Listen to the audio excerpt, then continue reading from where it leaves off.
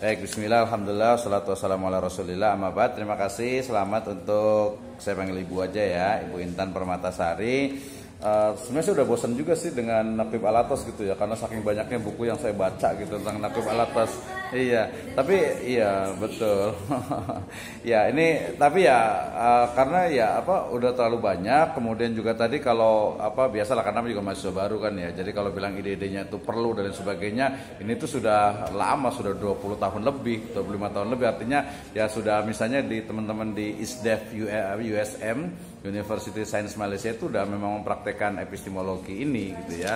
Iya, Islamisasi sains. Jadi udah cukup banyak. Mungkin kalau di Bogor ya Ibnu Khaldun ya, UIK, Ibnu Khaldun, kemudian UII, kemudian juga beberapa UIN juga melaksanakan itu. Sudah banyak sekali. Termasuk ya yang kelihatan jelas itu ya ini Universitas Unida Gontor ya, Dr. Fahmi Jarkasi itu. Beliau memang istilahnya itu murid langsung dari Syekh Naqib Al-Atas. Kan beliau orang Bogor sebenarnya, lahir di Bogor.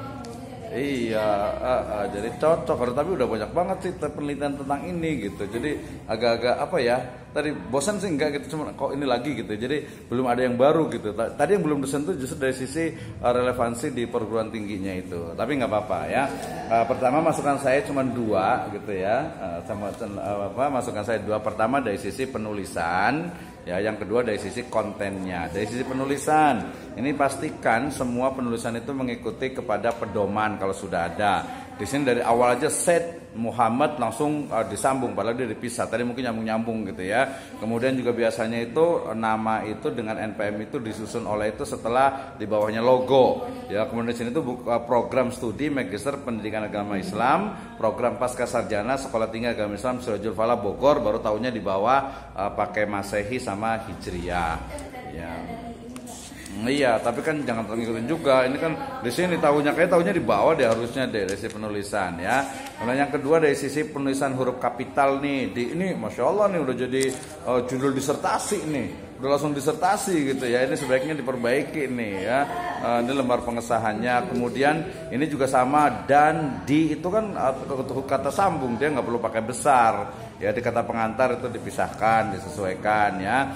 Subhanahu wa ta'ala juga nanti konsisten, mau SWT juga silahkan lah. Yang penting konsisten. Robbal alamin, robbal alamin. Nah, ini juga diperbaiki lagi tuh ya. Termasuk juga bulannya dan seterusnya. Ini penulisan daftar isinya juga kurang menjorok ke dalam. Ini tidak kurang elegan gitu ya. Kemudian konsisten nih, al-atos A-nya besar atau A pertamanya besar atau A-nya itu kecil. Itu harus konsisten ya. Kemudian juga icon misalnya itu kan bahasa Inggris, jadi semua bahasa Inggris itu menggunakan italic miring. Kemudian juga ini ada komunis apa nih ya, di halaman yang pertama. Kemudian Islam, I-nya itu harusnya besar ya. Al-Ghazali, A-nya Al-Farabi. Nah, Al-Farabi itu pakai Y atau pakai I itu dipastikan. Al-Ghazali, A-nya yang besar atau A-nya itu kecil. Nanti sama juga dengan penulisan Al-Quran. Dan kemudian Barat ini perlu diinikan nih. Tadi secara konten.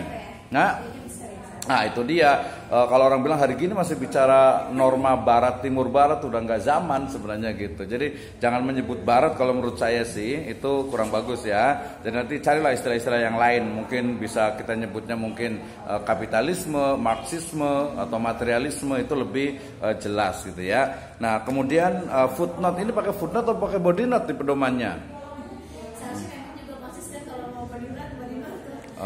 Enggak, bukan konsisten ngikutin pedomannya. Footnote-nya juga fontnya salah ini ya. Jadi kita kayak copy paste gitu ya. Ini fontnya salah, kemudian juga penulisannya, judulnya harus miring dan yang sebagainya. Itu harus total diperbaiki itu ya. Dari penulisannya. Kemudian ini yang di halaman 3 juga footnote-nya dengan kalau yang many challenging. Itu kenapa harus miring? Ada alasannya tidak. Kalau ngadepnya kemana? Kenapa? Dengan kalau 4 itu bisa menjorok ke dalam, ikuti pedoman. Kemudian nggak perlu pakai gelar profesor, doktor dan sebagainya di semua itu tesis itu tidak ada gitu ya, tidak ada gelar, tidak perlu disebutkan. Kemudian paragraf ini halaman 3 ngageblak teuing ya gitu ya. Jadi langsung baik islamisasi itu harusnya di bawahnya tuh dari sisi penulisan ya. Kemudian di halamannya juga ada the loss itu S-nya 2 bener ya? LOSS ya, the loss of adab. Of-nya kayaknya O-nya kecil deh itu ya. atau harus gede juga gitu ya. Itu nanti diperbaiki ya. Westernisasi itu juga istilah-istilah yang harus diperbaiki. Sekalik tuh halaman 6 itu tulisannya banyak yang typing error tuh, harus diperbaiki. Word view secular ya, epistemologi secular tuh harus diperbaiki tuh yang benar ininya. Itu dari sisi penulisannya. Kemudian mix method, aduh ini salah total, ini harus dirombak total nih metodenya nih. Pakai metode apa, ininya apa gitu ya. Ini Jaka Sembung pergi haji nih, nggak nyambung Bu Haji ya. Jadi harus diperbaiki. Sampai kepada daftar pustaka penulisannya pun ini salah, harus mengikuti pedoman, jadi harus diperbaiki.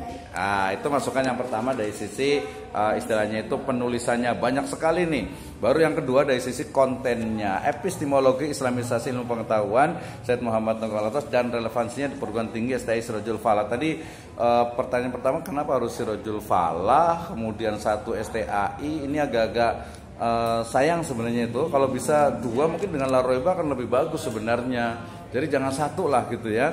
Jangan satu gitu. Apalagi apa ya, ini epistemologi ini cukup berat. Sebenarnya kalau mau itu jangan di perguruan tinggi sih, di ini aja sih sebenarnya, di apa sih, di SMA, SDIT, SMAIT gitu, itu lebih ini sebenarnya. Kalau perguruan tinggi nanti khawatir walaupun kalau kualitatif sih bisa aja datanya tidak ada, itu ada sebuah data gitu ya, tapi kayaknya belum gitu, sayang gitu. Jadi kalau saran saya bolehlah STI Sirajul Falah satu gitu, tapi tambah satu lagi ya. Kemudian tadi istilah epistemologi dengan islamisasi ilmu, ya udah nggak usah pakai epistemologi lah, kan islamisasi ilmu pengetahuan itu sudah islamisasi epistemologi gitu ya, berarti langsung saja islamisasi. Jadi jangan terlalu keren dong pakai epistemologi gitu, padahal nggak tahu epistemologi apa gitu ya. Ya nanti saran saya dihapus aja gitu. Jadi nggak usah pakai ini. Terus relevansi seperti apa nanti yang akan didapatkan ini kepada metode. Pakai metode apa?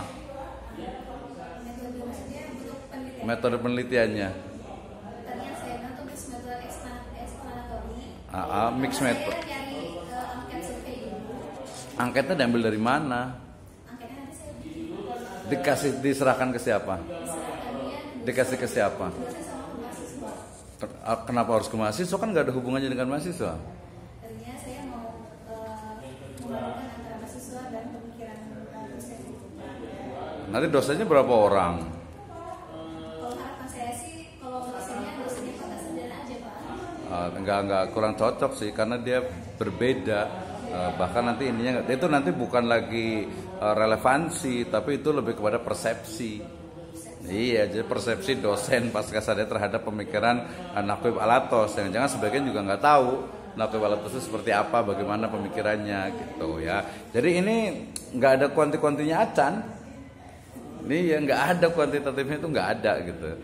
Kalau oke, kuantitatifnya ini nggak ada nih kuantitatifnya. Kualitatifnya pakai apa? Kalau wawancara itu dia teknik pengumpulan data, bukan pendekatan, bukan metode. Pakai metode apa? Menganalisisnya pakai apa? Library research sebenarnya kalau merujuk ke Sugiono bisa. Bagaimana tahapan library research itu? Gitu ya. Ini sebenarnya studi pemikiran, mestinya bisa menggunakan library research. Cuman kalau di kualitatif itu library research itu bukan hanya studi kepustakaan, dia ada tahapan, ada analisis. Sudah baca berapa bukunya Alatos yang dibaca? Jangan-jangan terjemahan, jangan-jangan belum punya lagi.